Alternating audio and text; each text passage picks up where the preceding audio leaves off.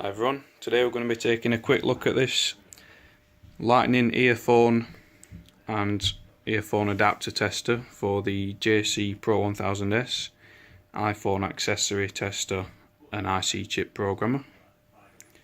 So basically it's just a PCB that clips into the side of the device with a couple of lightning ports on.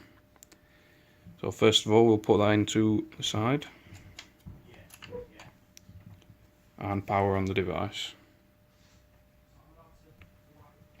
So it will detect the module and bring up the relevant app straight away.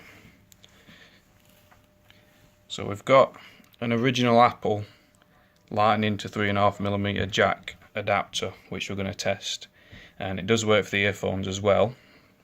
And we're just going to plug it in. So it'll read that original headset, obviously because we've taken it out of an Apple box, and it shows you all the info about kind of the chips inside it and the serial number, that sort of stuff.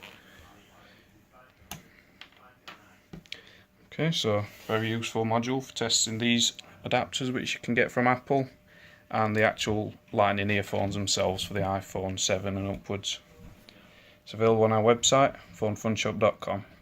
Thanks for watching.